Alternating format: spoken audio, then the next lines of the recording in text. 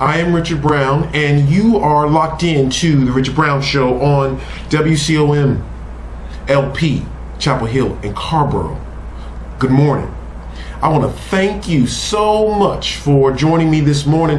I think that we're going to have an interesting conversation. I think that it'll be a conversation that you find maybe not inspiring, but definitely thought-provoking. And that's why we're doing the show. That's why we're having a conversation. That's why we are trying to touch you and get you engaged in the conversation.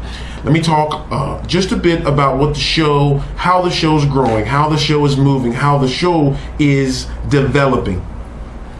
I started the show specifically because I felt like there were very few positive examples of African Americans on TV, on radio, just out in general. There are a few, but they are not, in my mind, there were not enough. I mean, you literally had to go through 15 channels of craziness, very negative examples of African Americans to actually find one positive example of African Americans. I mean, you know, you go by the tomfoolery, you go by the dim-witted people, you go by the clown, you go by all these other what I would consider not very positive examples of African Americans to get to the one positive African American that you can say, oh, okay, yeah, I can kind of buy into what this guy's doing or this woman is doing. It makes sense. What they're saying is locks into what I am doing, what I am interested in. So it just, to me, seemed like there was very few examples out there. I also felt like that the examples out there didn't necessarily cover all the things that I felt should be covered. And, everybody can't cover everything because we don't have, finite, infinite amount of time. But there were some topics that I thought were being left off. And so I wanted to talk about a couple of things.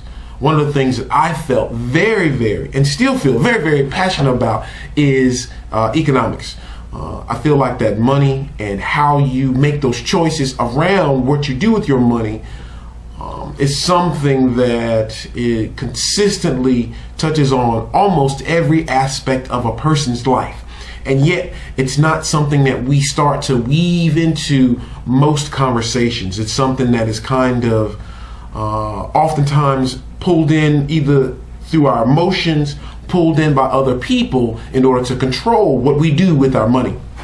So my thought is that I would make this space a space where we talked about our dreams, and we also had a specific focus on making sure that our conversation deals with where the money is, where the money is going, and how we can control it ourselves.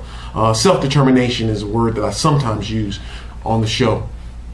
So those were the two pieces that I kind of started out with, and people are starting to kind of push back and say, well, Richard, you're not necessarily touching on education as much. You're not necessarily touching on health as much. We're doing those shows, and so now, now that I've been doing the show for a while now, people are actually saying, hey, you should be doing more of this.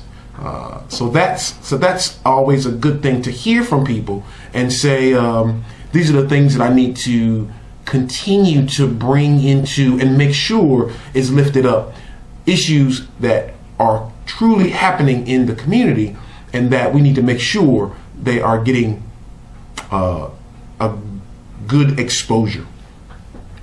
So as I developed the show, as I continue to develop the show, what I'm realizing is that lots of us have dreams, and taking those dreams and turning them into reality is a whole nother level. It's not just, oh, one day I'm going to do this. It's, what am I going to do today to take the next step as it relates to this particular dream?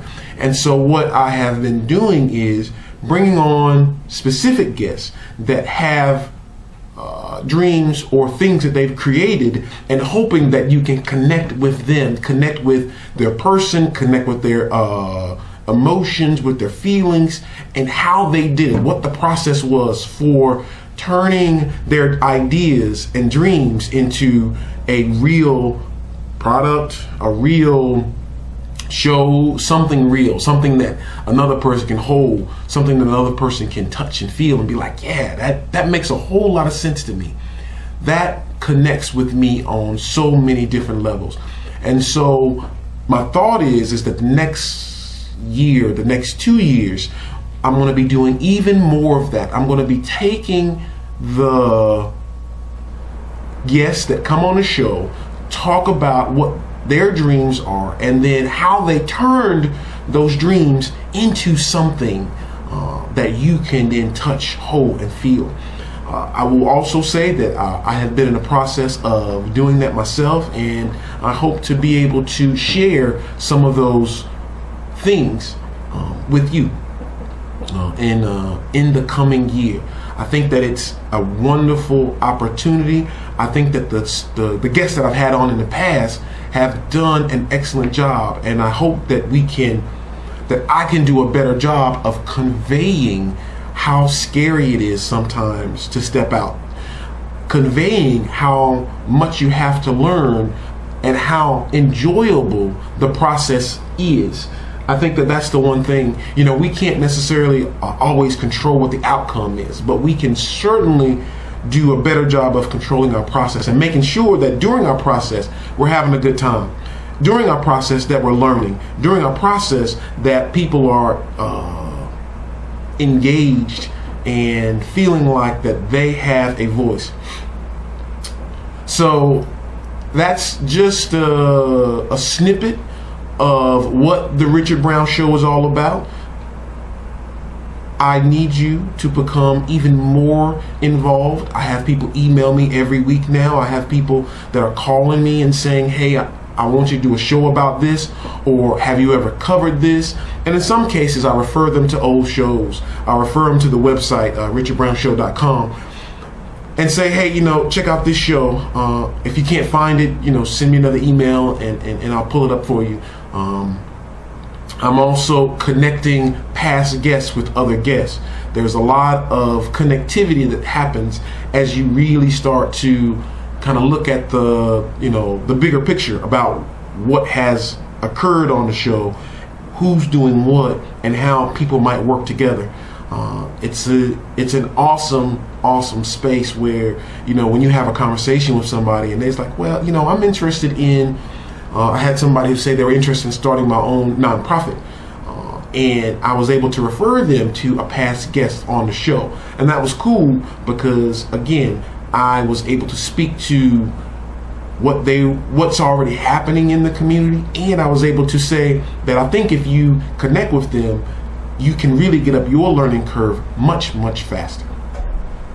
So that is all part of what the show has provided for me, and what I want to do is have it provide the same type of connectivity for you, the listener, you the person that's tuning in every week, and find that there is space for you to grow here on the show.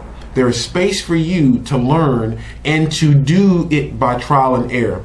So today what I want to talk about is just that, learning not just by trial and error, but learning through conversation. Learning through conversation where people who do not agree with you or do not see the same things that you see.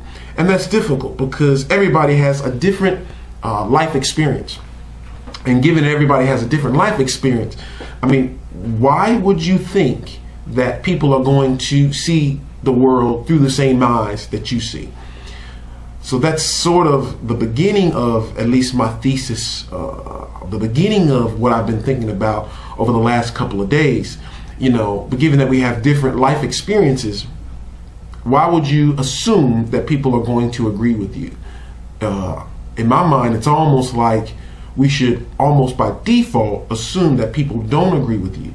And what the process is let's figure out what those things are that we can agree upon and then try to move forward on those.